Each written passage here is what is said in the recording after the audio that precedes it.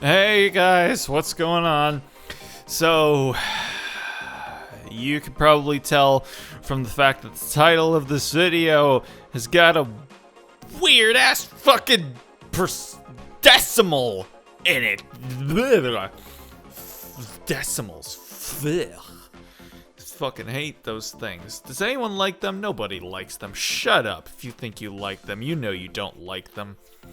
God, decimals. Anyway, so the reason that the numbering for this video is different is because, yeah, try to record the last video and I got a little hiccup in my giddy up.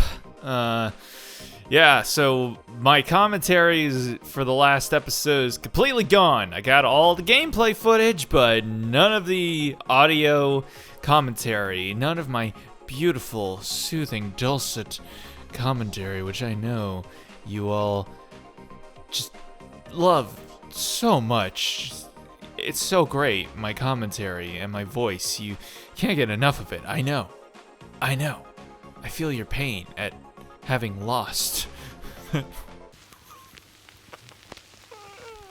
Oh god damn it. So I've got the gameplay footage though, so I'm like, well, do I just want to waste all the gameplay footage and maybe just like skip over it? Well, I don't want to do that cuz while I'll admit not a ton went down in this video, you know, there are still some like revelations and some things that happen, you know.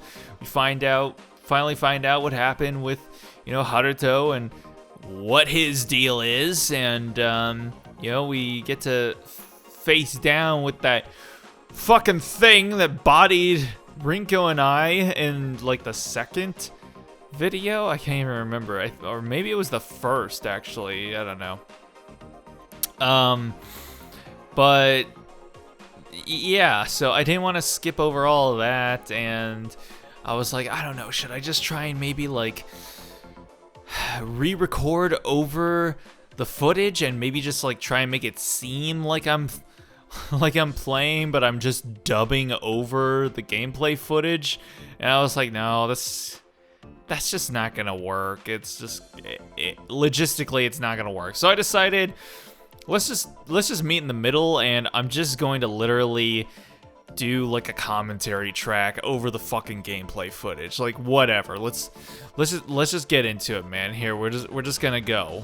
We're just gonna go. All right, so first of all, with all this shit that happens here, yeah, I figured out in like the 2 or 3 weeks it took me to finally get around to recording this video that, yeah, all I really needed to do was drop an item on one of these like pressure panels in order to open up like the first door, and then drop another item on the second pressure panel in order to open up the second door. Now, granted, the items that you drop on here should be shit that you either don't really care about all that much, or shit that you can find, like, plenty of just going throughout the dungeons, because really you can't get this stuff back. You need them to stay sitting on top of the pressure panels in order for, you know, in order to continue on with the level. So yeah, that took me a hot minute to figure out. I'm not stupid. What are you talking about? You're stupid. Shut up. Anyway. Oh yeah, by the way, obviously I'm still drunk. Still drunk. Can't be sober for a second. Otherwise the crippling existential anxiety will just seep into my body, and I'll just be overcome with an overwhelming desire to die. So yeah, not sober for even a second. Hashtag fuck my life. So once we finally got through there, then, you know, found some more enemies and wrecked their shit. And then I found this note in this room over here that was really, really long. And in my drunken stupor, I'm having a little bit of trouble remembering exactly what it said. Yeah, okay, so it was about this person, this woman, actually. Yeah, it was specifically a woman, and she was infiltrating a Mashiro, like, research facility that was doing research into the cloning technology, and she was specifically infiltrating it in order to be able to initiate, like, sabotage and subterfuge and bring about the downfall of the company, because evidently she is very her religion is very anti-cloning, because, you know, religions from 2,000 to 5,000 years ago are very specific about their modern day inclinations. But anyway, so this girl infiltrates the Mashido Nanotechnology Institution that will eventually, I guess, go on to create the Extend machine. And that's kind of all the information that we're given, is that that's her intention. And then it goes on to sort of like, I don't know, this woman seems to have like a very, very close relationship with her sister. Nothing's really implied, but just like the way certain things are worded, the way this person seems to like fixate on their sister, I don't know. I get some incestuous vibes out of this whole note. Like, that doesn't, and it doesn't seem to really be important to the overall, like, the overall point of this note. I don't know. It was just something weird, that it was just a vibe I was getting off of the whole thing.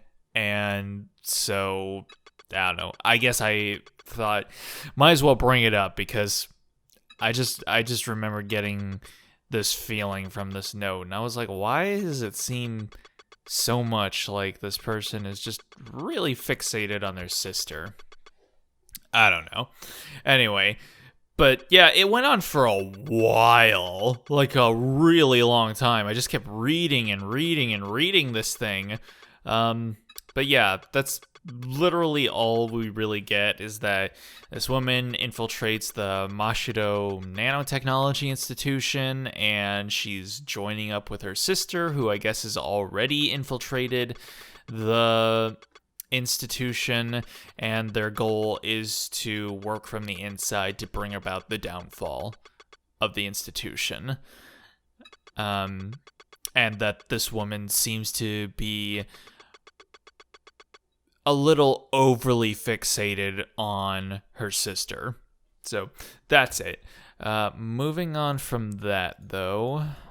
So then we move on to Extend TV, obviously.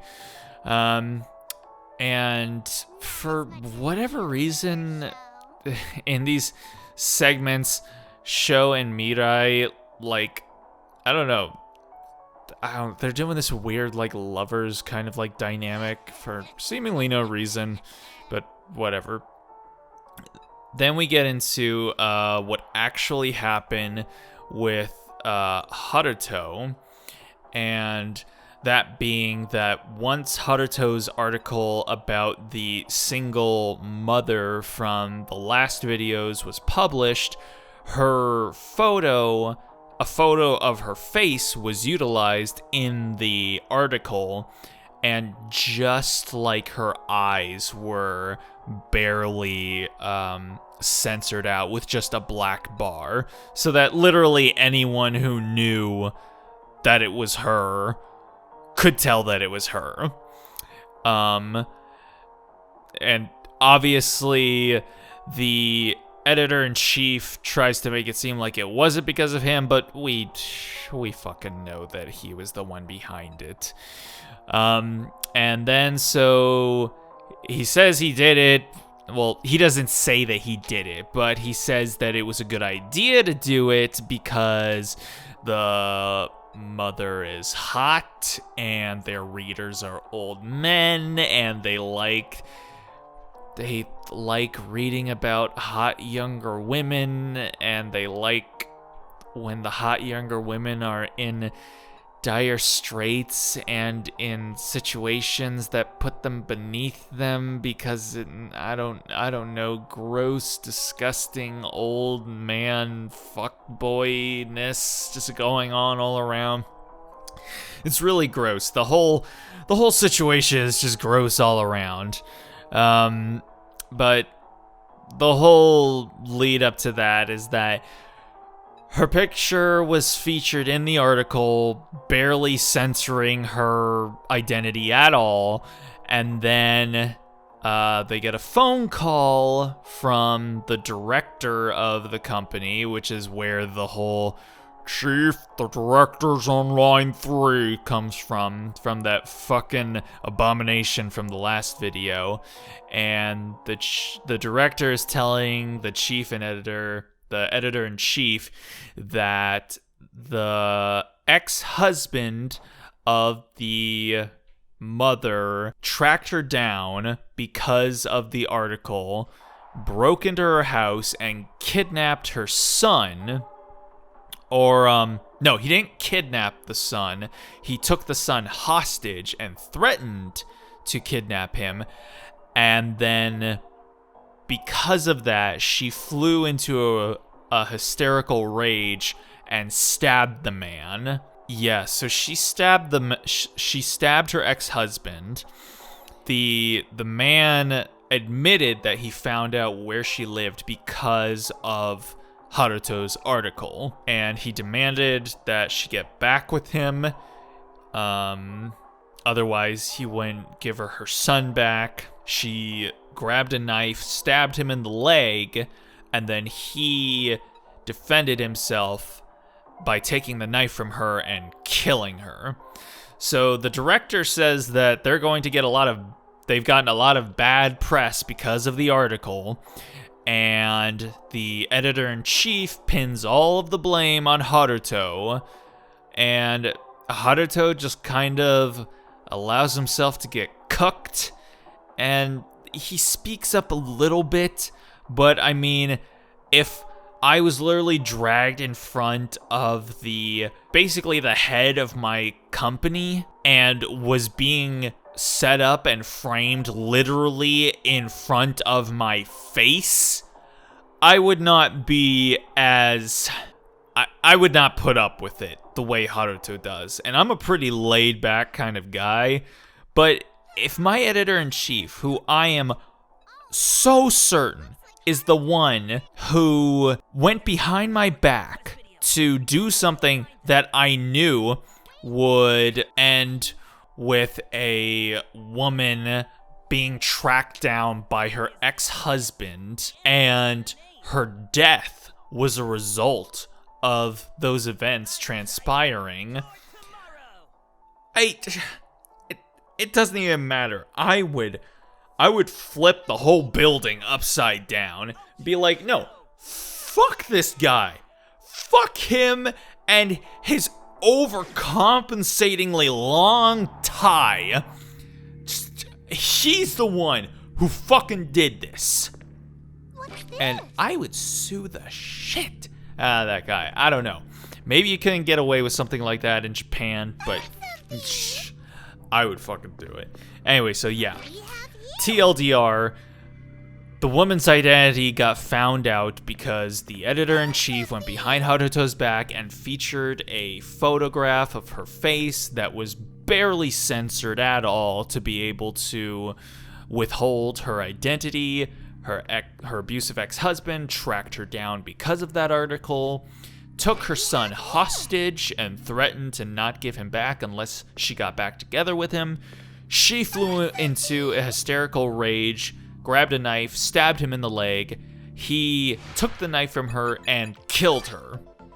And now Haruto's magazine is getting a lot of bad publicity because of it, and he's being thrown under the bus for it, and I guess gets fired, and then, as we all know from the beginning of the game, he goes on to commit suicide. So yeah, not a great situation all around in that regard. So then we continue on through the dungeon. I think Haruto's only really now figuring out that his editor-in-chief was the one behind the woman's barely censored photograph being featured in the article. And, yeah. I don't know how he didn't figure it out before, but if he didn't, he definitely is now. And everyone else in the party says that he shouldn't blame himself, but he does, so that's a thing. And yeah, so then we continue on from that. So when we continue through the dungeon, we get another Extend TV video, and they tell us that the machine part for the Extend machine is just ahead of us. Sho finds the last Haruto tape. So in the final video, we see the editor-in-chief continue to just lay on the guilt and the shame layers on top of Haruto. And yeah, I guess he just can't put two and two together that his dickhead, exceedingly long-tied boss who really wanted those pictures to be featured in the article was the one behind getting the pictures to be featured in the article. Yeah, I guess they figured out by finding the photos stashed away in the chief's desk that the chief got in contact with the photographer that went with Haruto when he conducted the interview and had him hand over the other photos that the photographer had not yet deleted by the time the chief got to him. So, yeah. So that happens. Haruto's really sorry about causing so much trouble for the company and blah, blah, blah, blah. And so he goes up on top of the building, stands on the ledge, and as we all know, he goes and jumps off to his death. And we get the title saying Editor of Sloth, End. And Mirai does these crocodile tears that I don't believe for 1 second. And Sho continues to be just the biggest little shit. And Mirai sort of like sticks up for me. I mean, she does, but I don't know. I don't fucking believe her. She's not Monami. And yeah, Sho, I continue to hate Sho. He's literally worse than Zen, actually. And finally, Mirai agrees with me. And that's nice, but I know that just, you know, in half an hour, she's going to, you know, have the same thing to say. And then they say, we're gonna move on to the boss. And for some reason, this fucking guillotine keeps coming back into play, and Sho continues to have the fucking reflexes of a goddamn fruit fly, and it really irritates me because I want him to die. I want him to die so badly, and I'm just really terrified that by the end of the game, Mirai's gonna turn out to be like the super huge, big, bad, disgusting villain, and Sho's gonna become our ally, and I don't want that to happen. So then once all that was done, we came into this fucking room where there was a safe room that had some items in there that we could take and some music that wasn't as disconcerting as the regular dungeon music. And then it also comes with save point and also a kitchen that I guess you can make some food in if any of your characters know how to cook, which evidently none of my characters do. And then I continue on through the fucking Zanki door. We go in there and we find the boss of the whole level. And it is the fucking creature that bodied Rinko and I in that episode 1 or 2 videos back. He's still, I guess, saying things from back when he was alive, namely saying, "Let's go eat, old guys love hot girls," and it's... He's still gross. He's even grosser now because of how disgusting he looks. But now, I guess, apparently that absurdly long tie that he used to wear is that giant tentacle thing that he shot out and used to kill Rinko and I. So I guess that's why his tie was so absurdly long, so that he could use it for as a weapon when he turned into a Monstar. Goes on for a little bit, Haruto saying that he doesn't really care now about like killing his boss because one, he found out now that his boss is a douchebag, and also he's a Monstar, so yeah, he doesn't really care about like killing him. So then we go into the boss fight, and it's actually really easy. Literally, it's just kind of like the regular enemy encounters throughout the level. The only difference being that the boss stays in one spot the entire time. But I guess as compensation for that, he can launch a attack directly at you if you stay within his singular line of sight long enough, and it extends across the entire room. Aside from that, obviously he also just has like a lot more health than any of the regular enemies. And yeah, his attack is a lot stronger as well. But yeah, literally just kind of gotta keep going around him and keep attacking him, and eventually he just goes down. And obviously we gotta go ahead and watch Extend TV again. Oh yeah, and they explain like how after defeating a boss you get coins that can allow you to clone members of your party, even if you don't have enough score points in order to revive them. So yeah. And then after that, you go on to get a machine part from a broken Extend machine. So yeah, it's you're taking these parts from other Extend machines that are broken down already. I have an idea of what that all might mean, but I'll save that for another day. So yeah, then we go on, and everyone decides since we finished our first dungeon, we should have a party to celebrate. And we're all eating, meat, like I definitely would if I was there. I mean, I probably would, but that's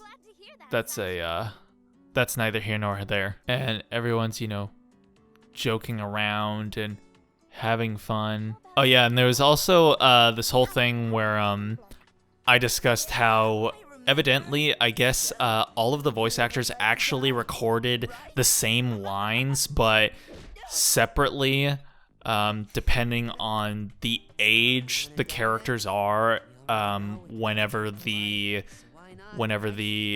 cutscenes come up, which I thought was really interesting because there's probably going to be a lot of voiced lines in this game, and it's just kind of cool to think about how the voice actors must have had to, you know, do the same lines maybe like 3 to 4 different times so that their characters at the different stages of them aging would be able to actually say them. So that was a pretty cool detail that I thought that they put on there. And so then, of course, obviously they go on to talk about, you know, the plot and things like the extend machine and what, you know, what the motivations behind extend TV might be, or whether or not they can trust them and things like that. And then Zen, like, separates himself from the rest of the group to be like an edgelord, and then we go over there and we talk to him and we pretend like we give a shit, but we don't. So I really didn't give a shit that much.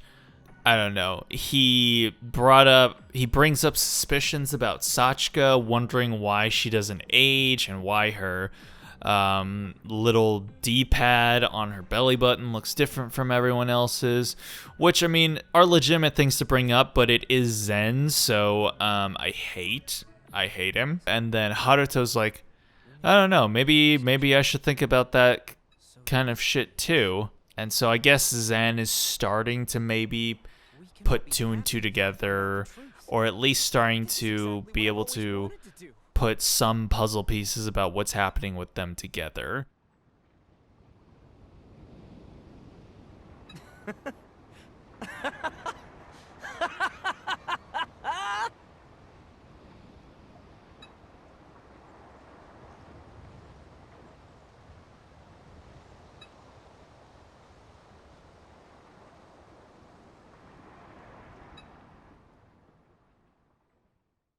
And that's the end of the first stage, evidently.